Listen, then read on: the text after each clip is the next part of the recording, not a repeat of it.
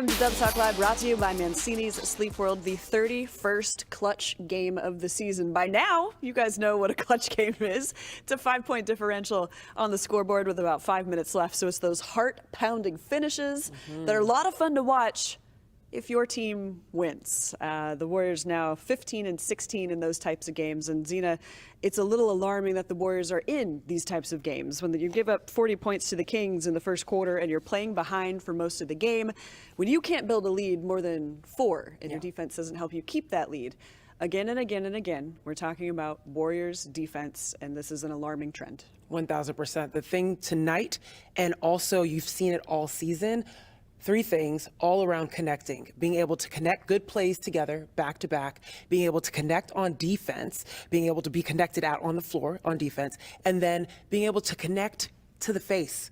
All right, when you think about boxing and you actually connect, not a graze, you want to connect to the jaw and put your foot on the jugular. The Warriors are not able to do that. You mentioned it, only 4 points of a differential for the Warriors as far as a lead tonight.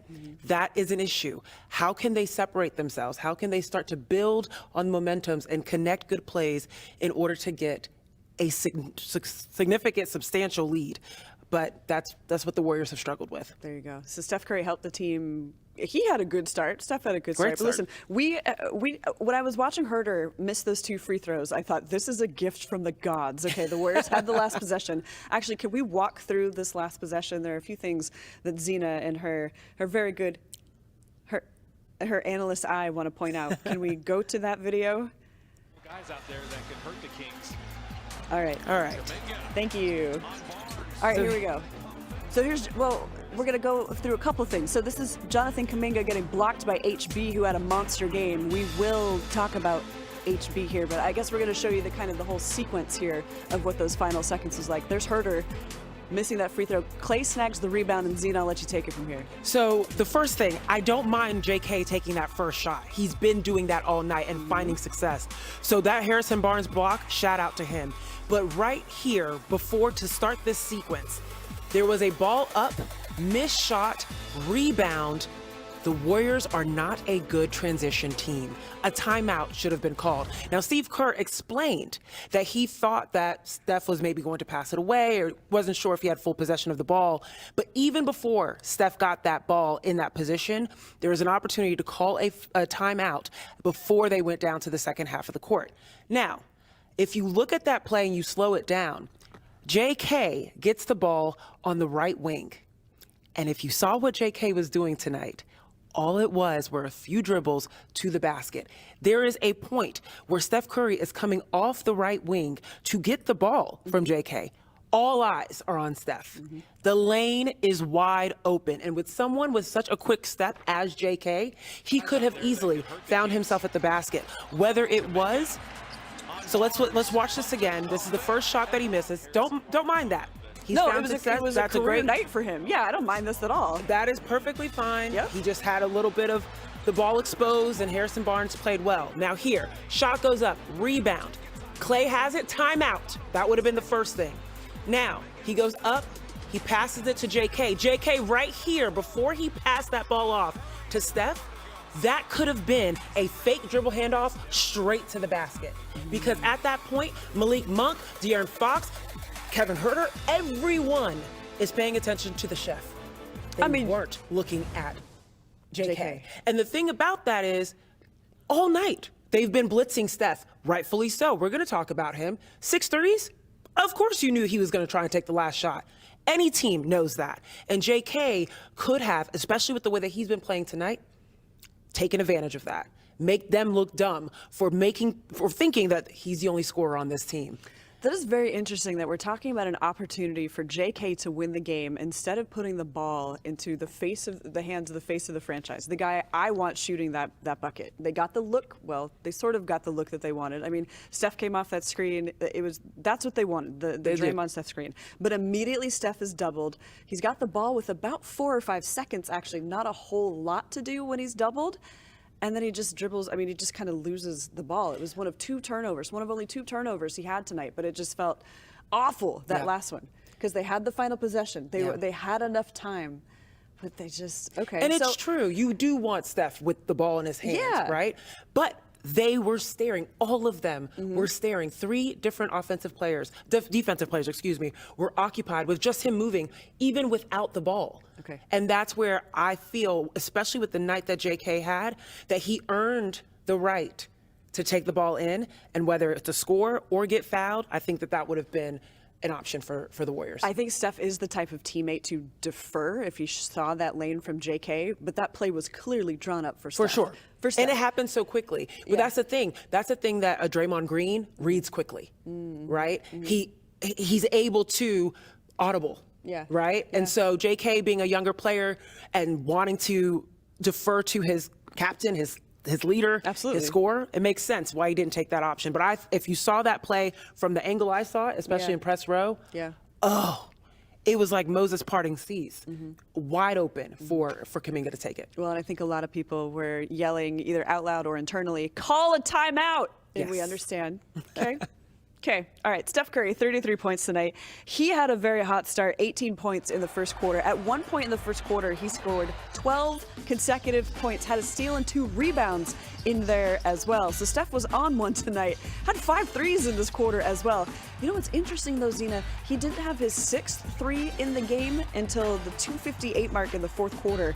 So the Kings and Mike Brown were like, don't let this guy get going. Mike Brown and his team knows how to put the clamps on Steph. But Steph had the chance to maybe have that hero shot at the end, instead lost the ball. Tonight was another night in which we got to see Stephen Curry that's been putting the backpack of the Warriors on his back. If you look at his shot chart, the versatility in which he created for his teammates was astounding. There were shots inside the paint, his creativity and niftiness around the basket, and then also, of course, the 6 threes that had the arena chanting. I mean, on their feet. But what I loved about the way that Steph Curry was able to create for his teammates, it wasn't in a way that he was pounding the heck out of the basketball. He was looking and doing the same things that he always does, utilizing his teammates to come off of screens, being able to read defenses and being able to find open pockets for him to score. And so I thought that, yes, the Kings did a great job of keeping track of him, but that's just how good he is that regardless of who's in front of him, he's going to be able to find a way to score. Yeah, he had Murray glued to him all night. That's the way that they handle him. Steph just sat down at the podium. Let's hear from Steph. Can you take us through the last possession and also whether you thought about yourself calling a timeout or if you thought a timeout could have helped?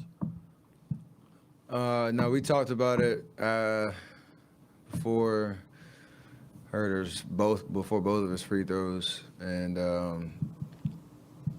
me and Coach kind of agreed like we're gonna take it.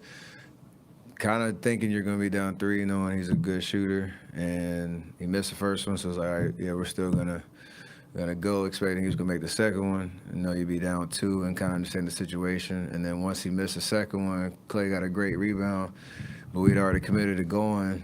And at that point, it was obviously chaos, just trying to get over half court, see what the defense was, you know.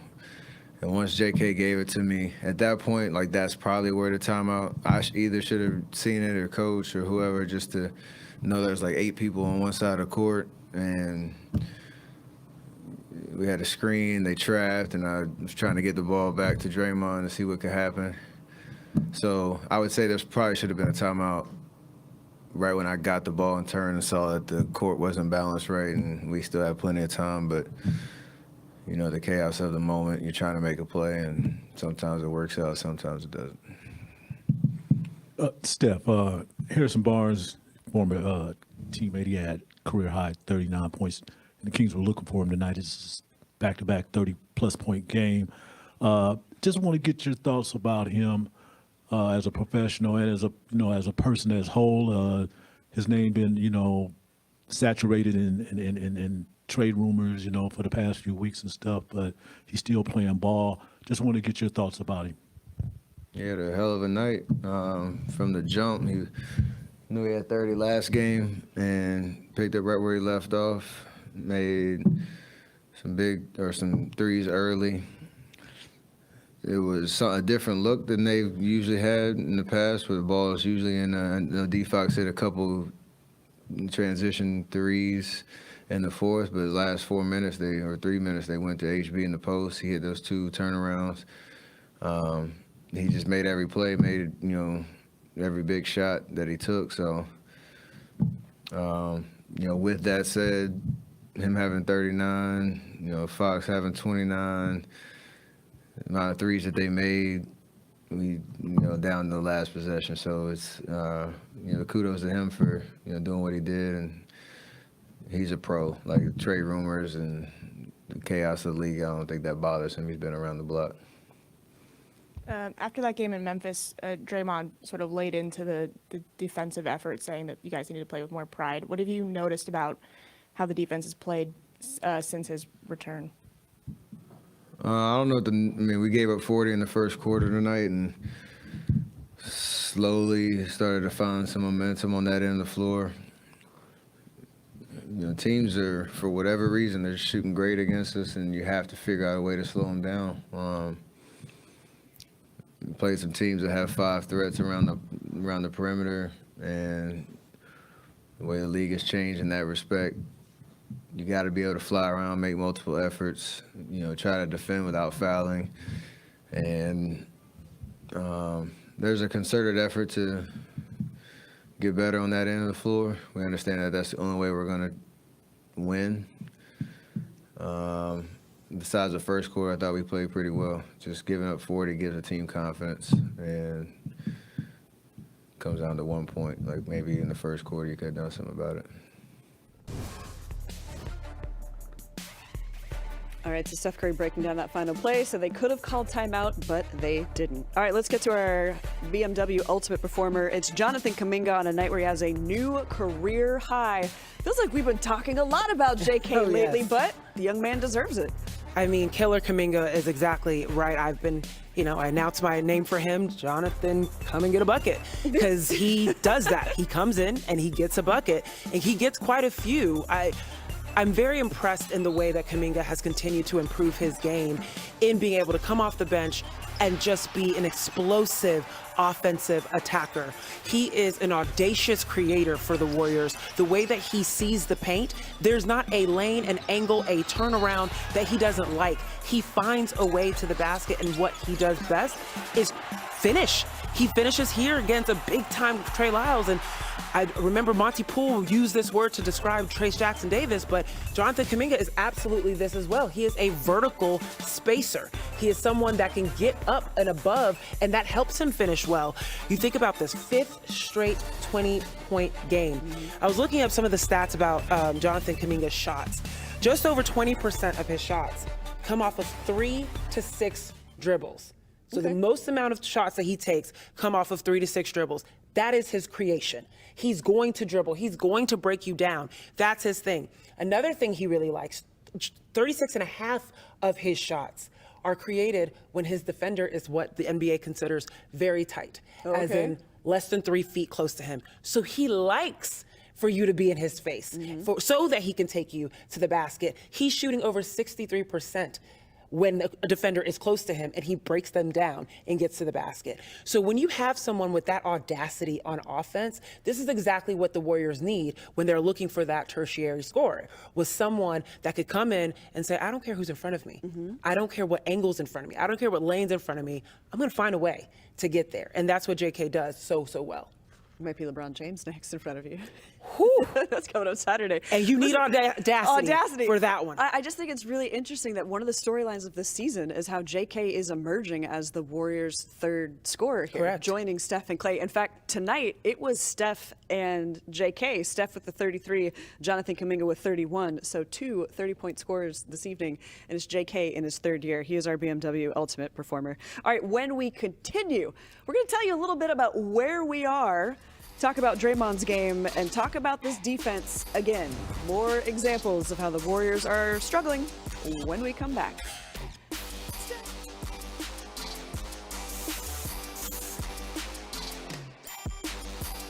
Dubs Talk Live is presented by Manini Sleep World.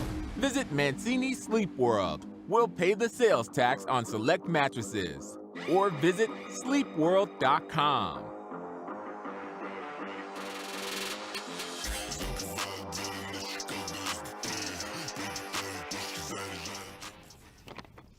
Hey guys, how you doing? We're back on YouTube. I can't see the YouTube yet, can't see the comments just yet, but we know you're watching. Thank you very much. Again, we imagine this is a game where there are a lot of all caps typing.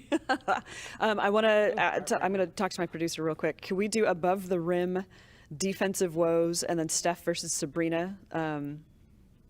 Maybe we don't talk about Draymond. Or you guys are getting all the little tidbits about Can we what's do coming up above the next. rim, the lack of defense, and Steph versus Sabrina? Please? Okay, thank you. I keep refreshing. Did you send it to my personal Gmail, please? Yeah, okay. Not yet. Google's taking its sweet time. I know, the internet has been... There it there is. it goes. Okay. Thank you, everybody, for your patience. Thank you for tuning in on YouTube. A 1-point loss. These clutch games are killer. Yeah. Okay. There we go. Kuminga is the present and future, Rohan says. 31 points. I mean, I can't trade this guy. I can't He's the most valuable piece the Warriors have right now, but I can't trade this guy. You need some sort of player to help you get from the aging core into whatever, the new iteration of the team is going to be. He might be the new iteration of the team. It would be too abrupt because... Don't trade him. You get rid of someone like Kuminga, you're discussing a rebuild, right? Like if once the older core retire whatever it is, you're discussing a rebuild without someone like that to be your main building block. So it's Kuminga. I mean, talk about someone that is making people say, "Ooh, let me rethink if I was thinking anything."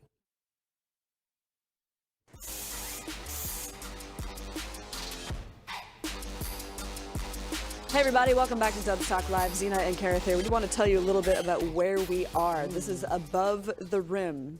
Not the Tupac movie. That's what I think of when I hear this. Above the Rim. Awesome soundtrack. This is a private event space here at Chase Center. It's used for weddings. It's used for galas. There are water views just that way. It's dark right now. Come on, you can't see them right now. But floor-to-ceiling windows. This is just a gorgeous space with those water views. Then there's a patio out back so you can kind of soak it in, smell the sea air. It's a nice vibe up here.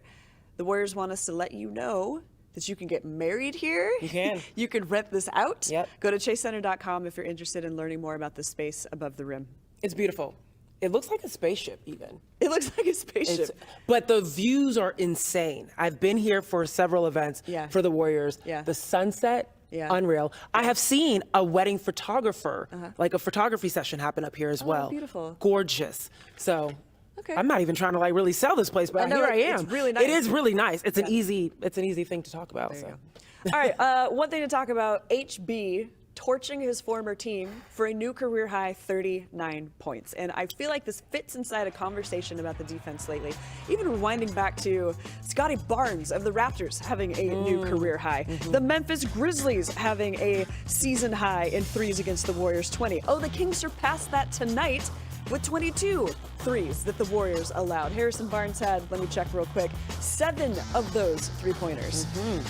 Okay, the Warriors, as I mentioned earlier, gave up 40 points to the Kings in the first quarter. So they're just playing behind, not locking down on defense. And they're not getting these wins, these close wins. Again, clutch wins can be heart-pounding and fun to watch, but you got to get some stops eventually. 1000%. What are the main woes right now for the Warriors on defense, and why are we seeing the same patterns emerge again and again and again? I mentioned it earlier, and it seems to be a lack of consistency when it comes to the connectedness on defense. What was interesting about yesterday's game, if any of you watched, there was this elevated level of awareness and urgency and connectedness. You saw people rotating immediately, shifting it was almost like a symphony, the way that they were moving. Now, Draymond Green being back definitely helps. He is the maestro of that symphony. But there was an extra elevated sense of, we have to do this. We have to get this win. But that needs to be the baseline for the Warriors. That needs to be the standard of their defense. And you know that that's not the case. There's too many missed rotations. There are too many missed calls and miscues, on what to do on ball. They're not quickly moving enough when it comes to defending the three-point line. That's really a huge aspect when it comes to the Warriors. Even though the Warriors are actually in the bottom 15% in terms of how much opponents are scoring on them, which surprised me when I realized that. It seems as if Warriors opponents are always scoring threes on them. It still seems as if when the time comes to rush out, to shift, to rotate, it's too slow. There's someone that's missing a rotation. There's someone that's just not there. And so that is an issue, especially when you are the Warriors. Whether you're having a wonderful season or not, you will always have a target on your back. And when people come to play at Chase Center, oh, it's game day. This is the biggest game. This is to get the Warriors, right? This is to get the big dogs in the league for the last 5, 8, 10 years. And so you know people are going to bring their A game. You've got to bring your A game. And when it comes to defense, their A game has to be their standard. Yeah, Harrison Barnes getting a new career high against his former team. You got to feel like he would be on one. And a tonight. Harrison Barnes that only averaged 12 points this season against the Warriors. He had 14 and 10. And I mean, this is not and 12, right? This is not a player that has blown up the Warriors. But today, he showed people. They didn't. What Clay Thompson would be like? They didn't want you, HB. And he showed them. Yeah, that's what Festus would say for sure. Yeah. Can we talk about happier three-point news, because there is something emerging for the All-Star game. Also, Steph Curry, not an All-Star game starter. Interesting, but we'll leave that alone. So Steph Curry versus Sabrina Ionescu. Okay, and they're gonna have a three-point shooting contest. We got to remind you that Sabrina. Come on. We just got the note reportedly in my ear. Come on. They're going to do it. Yeah. They're going to do it. Sabrina, in the All-Star game for the WNBA, so this was July of 2023, she had 37 out of 40 possible points. Okay? She surpassed Steph's 31 possible points in a single round. 20 consecutive makes for Sabrina. Just a machine. Watching her go, she said she practiced actually using the rack so she would know how to take the ball out of the rack most effectively. 37 out of 40 possible points. I don't know if that record will ever go away. So, local girl came up in Walnut Creek. I know you guys are familiar with her game at Oregon. Still owns the collegiate record, men or women's, for most triple doubles. Just an absolute monster. Okay, so let's settle this. Steph versus Sabrina, three-point shooting. I'm tuning in for that. Oh, absolutely. Absolutely. That is the excellence of three-point shooting on display. Sabrina had just under 45%. She shot 120-something threes this season. Okay. What? That was like 88 more shots than anyone else in the WNBA. This is what she does. And she's smart. Yeah. Someone practicing how to take the ball out of the rack?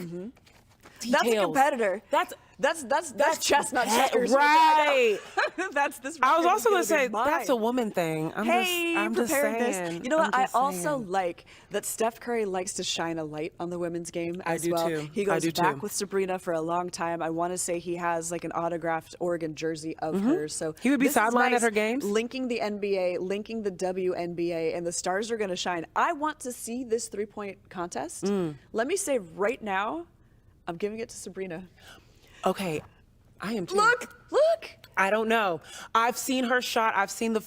I know. It's hard, right? We've seen Curry shot too, but I'm giving this to Sabrina. Okay. She's practiced. I'm telling you, she's good. Okay, when that's it comes coming to up in that. mid-February. Okay, and yeah, interesting enough, we are seeing some of those comments. Steph Curry, not an All-Star game starter. Why didn't we talk about that in the YouTube comments? There you go, and we'll be back shortly to wrap up the show. Stay tuned.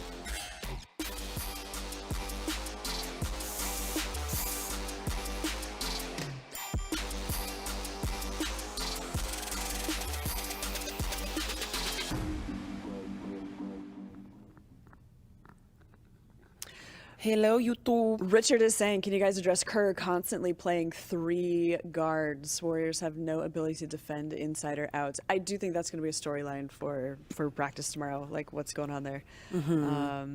I mean, Krister says, isn't there a difference from women's three-point line and men's three-point line? Speak to that. so from the ball.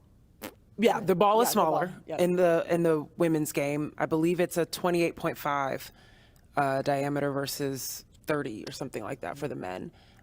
So, yes, the line is a little bit further out. For the men. So yes, but Sabrina shoots from the logo. Yeah, I still feel So- like this is. I feel like this is still a pure competition. I don't know. I think- like in I think golf, so, too. The women's tee box is a little up, but let each player within their own sandbox like do the best that they can. And I think it is going to, I imagine that they would allow them to shoot with their own balls and Yeah. shoot at their own lines, like Sure. based on, how they would play. But it would be the best of the best in their own environments, Mm-hmm. right? Not crossing over to be like, hey, Sabrina, how can you do in the NBA line with an NBA ball? Or Not as Steph, good. right? Yeah, Exactly. not as Or good. Make even shooting Steph at the, play with the little ball. Right, exactly. Like it would, no. as a shooter, it changes your shot. Why do you think some people that can shoot the 3 ball can't shoot the mid range? It's a different shot, so it's a different look at the basket. So So we got a question about the 3 guards, and Arvin is also mentioning you can play Looney and Saric together, and those are 2 bigs on the floor that can be tough. All right, I've thought. what are we about talking about? Closing out the game. Draymond. What are we talking? Look at.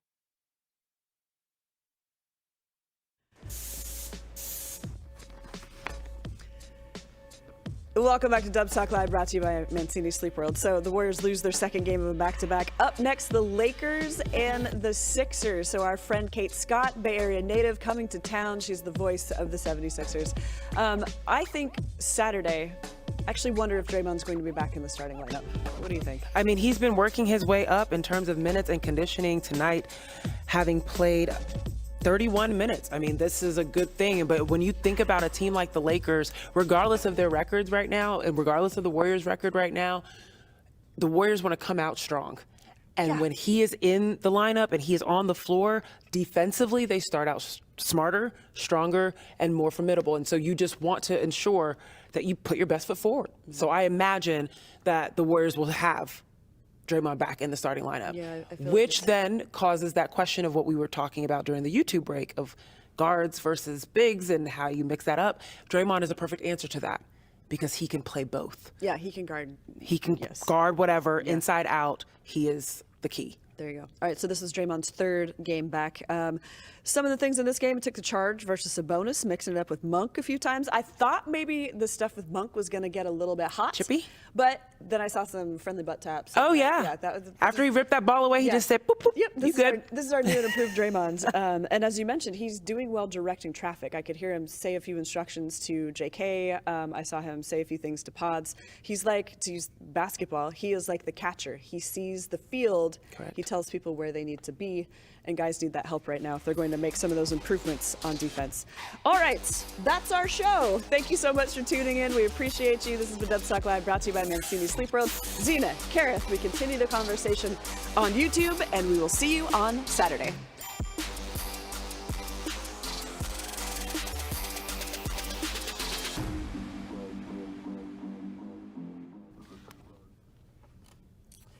I mean, Lee makes the points. You can't play good defense with 3 point guards on the floor. You can if the point guards have an emphasis on defense. Depends what is the other team doing size-wise. I think so too. Right. Exactly. Yeah. So it's hard because I get the point. If a Corey Joseph, Brandon Pajemski, and Steph Curry are all out on the floor, it's kind of like that you're going to struggle.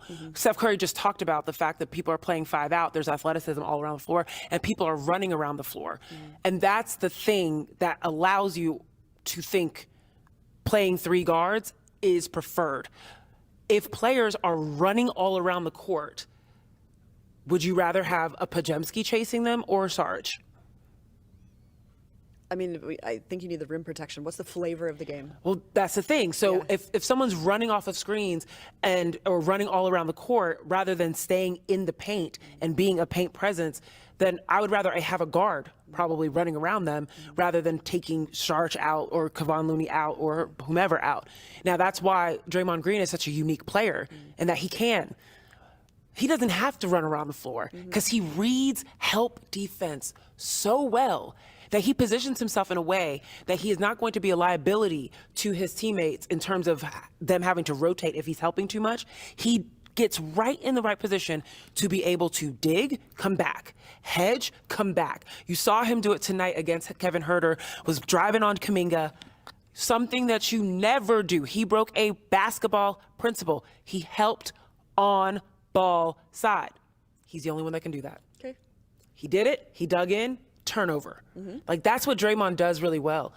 That's why I think that in today's NBA, with the game being more inside out, so prominent on the, outside first, then inside, prominent on the outside players first before inside. That's why there's an idea that you want more guards. Okay. Because if you don't have size, AKA big wings, free agency market. But if you don't have big wings, What are we talking about here? that's what you feel as if you have to do, because you need people that have that conditioning. That's my opinion. I got you. Yeah. I'm gonna go home to my baby. Yeah. Okay.